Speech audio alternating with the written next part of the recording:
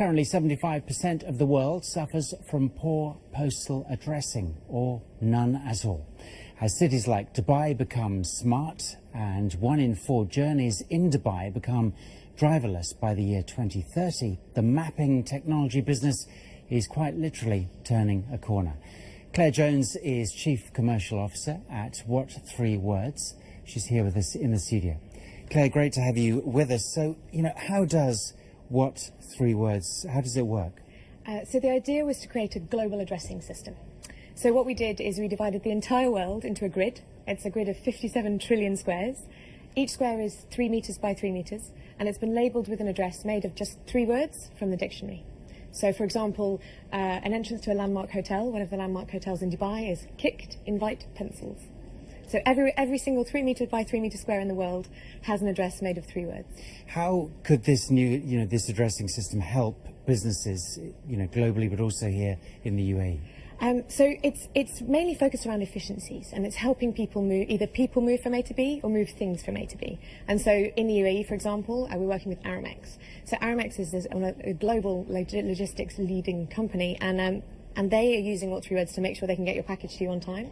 They can get it to you much faster because they know exactly where it's going. So on a checkout page for an e-commerce site, for example, you could type in "deliver to me at kicked invite pencils," and they will know exactly where they're going. So e-commerce and logistics is very big for us, particularly in this region, because of course it's really, really booming. There's been a huge amount of growth in this region. But also, as you mentioned, thinking about the technology of the future, so thinking about driverless cars. It's not very easy to tell your driverless car it's going to the wrong place, so you want to know it's collecting you from the right place and taking you to the right place, and a 3 meters by 3 meter square is accurate enough for that.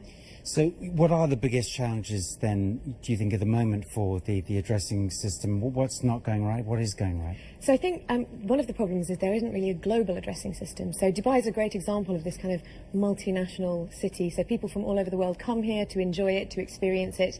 And actually, if you don't speak English, or you don't speak Arabic, it can be very hard to find your way around. And so one of the problems is we don't have a simple global way to talk about location. Well, we didn't until now. So what3words is available in 14 languages so far and growing all the time. So we've done it in English and Arabic, but we've also done French and Portuguese and Spanish. So the idea is that because it's a global system, you can use what3words anywhere you are in the world. And if you want to come and explore Dubai, you've got a really simple way to find your way around. But what countries have seen the biggest take-up so far of what3words? It's been a real range, and actually in very different ways. So we've been adopted by 5 countries as a national postal system, which has been fascinating. But actually, what we've seen recently is in countries, in the US it's used a lot, so for courier companies, for deliveries. But the Middle East has been a really big growth region for us, and that's particularly true in places like the UAE, but also Saudi Arabia.